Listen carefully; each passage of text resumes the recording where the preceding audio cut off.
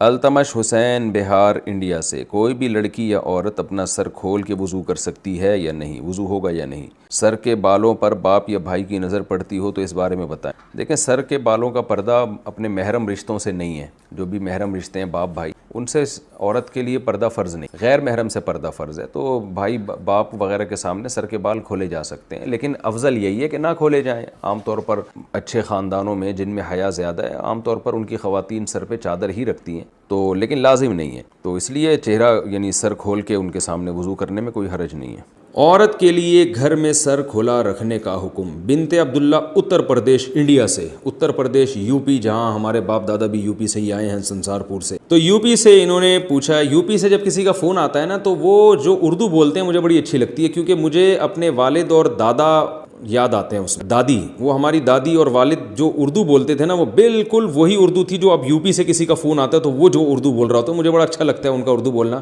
کیونکہ مجھے اپنے والد صاحب اور والدہ اور اپنی دادی جو ہمارے پرانے بزرگ دنیا سے جا چکے ہیں، اللہ تعالیٰ ان سب کی مغفرت فرمائے، ان سے جو ہم نے اردو سنی تھی وہ ایکسنٹ اور وہ لہجہ ہمیں یو پی سے مل رہا ہوتا ہے، بڑا اچھا سا محسوس ہوتا ہے۔ کئی دفعہ جو یو پی سے کسی کی کال آئے تو میں ان کو کہتا بھی ہوں کہ آپ تھوڑی سی بات کریں، مجھے بڑا مزہ آ رہا ہے، مجھے ایسا لگ رہا ہے جیسے میرے والد صاحب کی یاد تازہ ہو رہی ہے، والدہ کی، اور جو ہماری دادی وغیرہ جو اردو بولا کرتی تھی۔ ہماری تو اردو ظاہر ہے اب وقت کے لحاظ سے چینج ہو گئی، لیکن وہ جو یو پی کی اردو تھی نا، وہ آج بھی یو پی والے وہی اردو بول رہے ہیں، ان کی اردو میرا خیال ہے چینج نہیں ہوئی ہے۔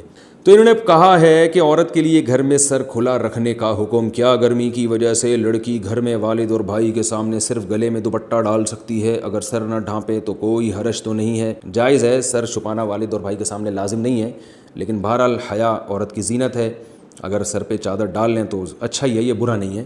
بعض گھروں میں تو اس کا بڑا خیال کیا جاتا ہے، تو شریعت نے گنجائش ضرور دی ہے کہ عورت سر کے بال کھول سکتی ہے، لیکن اپریشیٹ نہیں کیا، تو اگر چادر سر پہ رکھیں تو زیادہ اچھی بات ہے، لیکن کوئی فرض نہیں ہے۔ کیا اٹیچ باتھ روم میں وضو کی دعائیں پڑھ سکتے ہیں؟ اٹیچ باتھ روم میں وضو کی دعائیں نہ پڑھیں تو اچھا ہے، ویسے بھی وضو میں کوئی لمبی چوڑی دعائیں نہیں ہیں، صرف ایک ہی دعا ہے، اللہم اغفر لی ذنبی ووسع لی فی داری وبارک لی فی رزقی۔ اس کے علاوہ جو لمبی چوڑی دعائیں ہیں نا وضو میں، ہاتھ دھوتے ہوئے یہ، منہ دھوتے ہوئے یہ، قلی کرتے ہوئے یہ کسی بھی مستند روایات سے، حدیث سے ثابت نہیں ہے۔ وضو کے بعد اعضاء کو پونچھنا۔ کیا وضو کرنے کے بعد اعضاء کو پونچھنا چاہیے یا نہیں؟ پونچھنا چاہیے، پونچھنا چاہیے، یہ پتہ نہیں کس طرح سے لکھا ہوا ہے۔ ایک شعر یاد آ رہا ہے، بلال انصاری نے یہ سوال پوچھا ہے انڈیا سے، شعر یاد آ رہا ہے پونچھنے سے۔ ہم نے 9th کلاس میں تھے تو ہمارے ٹیچر نے شعر سنایا تھا، ان کے دستے نازک کے لیے بھیجی تھی جو پونچھی، خبر پہنچی تو یہ پہنچی کہ پونچھی نہیں پہنچی۔ یعنی محبوبہ کے دستے نازک، ان کے نازک ہاتھوں کے لیے جو میں نے پونچھا کی، یوں سمجھے کہ چھوٹی سی پونچھے کو جو ہے نا پونچھی کہا جاتا ہے، یہ ہاتھ صاف کرنے کا جو رومال جسے کہتے ہیں، تو کہتے ہیں میں نے ان کے دستے نازک کے لیے جو رومال بھیجا تھا نا، تو خبر یہ پہنچی کہ وہ رومال نہیں پہنچا، تو اس کو شاعر نے کہا ان کے دستے نازک کے لیے بھیجی تھی جو پونچھی، خبر پہنچی تو یہ پہنچی کہ پونچھی نہیں پہنچی۔ یعنی شاعر بیچارہ جل رہا ہے، کڑ رہا ہے کہ یار وہ رومال بھی نہیں پہنچا۔ تو سوچو، یعنی اس زمانے میں رومال نہ پہنچنے پر اتنی تکلیف ہوا کرتی تھی، اور محبوبہ تک رومال پہنچانا بہت مشکل ہوتا تھا، آج تو بندہ آرام سے پہنچ جاتا ہے محبوبہ تک، تو اس زمانے میں اتنے فاصلے تھے کہ محبوبہ کو آپ رومال پہنچانا آپ کے لیے مشکل تھا، تو لو لیٹر کون پہنچائے گا اور خود کیسے پہنچے گا؟ اور آج محبوبہ پہلے پہنچی ہوئی ہوتی ہے، بندہ لیٹ پہنچ رہا ہوتا ہے، یہ حالات ہو چکے ہیں۔ کیا وضو کے بعد اعضاء کو پونچھنا چاہیے یا نہیں پونچھنا چاہیے؟ دونوں طریقے حدیث سے ثابت ہیں، پونچھنا بھی ثابت ہے اور نہ پونچھنا بھی ثابت ہے۔ تو بعض علماء کہتے ہیں نہ پونچھنا زیادہ بہتر ہے، اس میں وضو کے آثار دیر تک رہتے ہیں، یعنی وضو کی تازگی زیادہ دیر تک رہتی ہے، لیکن جائز ہے، بہرحال الجھن ہوتی ہے بعض دفعہ، نماز میں دل نہیں لگتا، پانی ٹپک رہا ہوتا ہے تو پونچھ بھی سکتے ہیں، کوئی اتنا بڑا ایشو نہیں ہے۔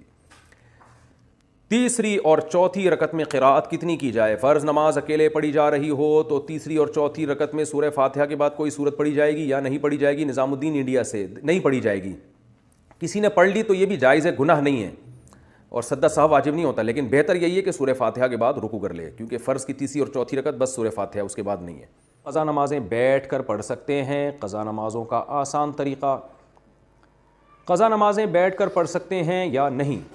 اگر قضا نمازیں کافی زیادہ ہوں تو انہیں پڑھنے کا آسان طریقہ کیا ہے؟ محمد عمران اسلام آباد سے۔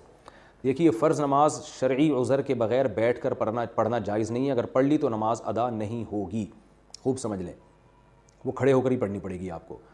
اور قضا نمازیں زیادہ ہوں، آسان طریقہ یہ ہے کہ فرض کی تیسری اور چوتھی رکعت میں آپ سورہ فاتحہ نہ پڑھیں، بلکہ اس کو ایک تسبیح کے بقدر آپ کھڑے رہ کر رکوع کر لیں۔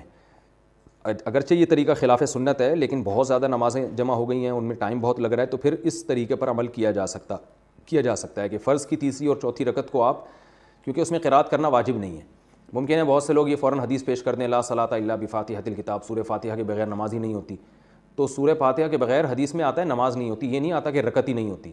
اسی وجہ سے امام مالک کا تو قول ہے، مشہور قول وہی ہے کہ چاروں رکعتوں میں سے ایک میں بھی اگر سورہ فاتحہ پڑھ لی تو نماز ہو جائے گی، چاروں میں پڑھنا ضروری نہیں ہے۔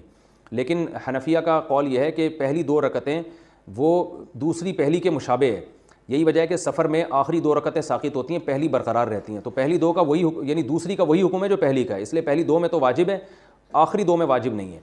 تو اس لیے فرض کی تیسری اور چوتھی رکعت میں اگر کوئی سورہ فاتحہ پڑھے تو اچھی بات ہے، نہ پڑھے تو بھی جائز ہے، اور صحابہ کے اس بارے میں ہمیں فتویٰ بھی ملتا ہے اس بارے میں۔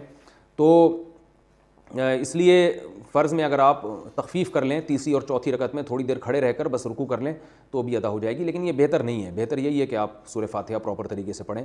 لیکن بہت زیادہ نمازیں جمع ہوں تو اس شارٹ طریقے پر عمل کیا جا سکتا ہے، مگر وطر میں ایسا نہیں ہوگا، وطر میں آپ کو تیسری رکعت میں بھی تلاوت بھی کرنی پڑے گی اور فاتحہ بھی پڑھنی پڑے گی۔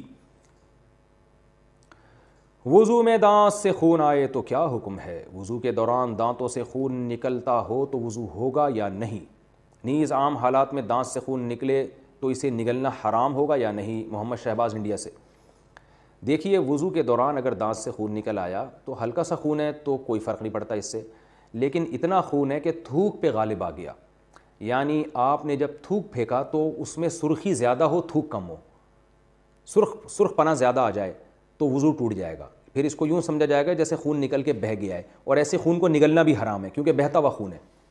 اور اگر اس سے کم ہے تو پھر وہ ناپاکی کے حکم میں نہیں ہے، نہ تو اس سے نکلنے سے وضو ٹوٹے گا، نہ وہ حلق میں جانے سے حرام ہونے کا حرام کہا جائے گا اس کو، لیکن وہ حلق میں جاتا نہیں ہے، اتنا تھوڑا ہوتا ہے، جاتا اکثر جب ہی ہے جب زیادہ نکل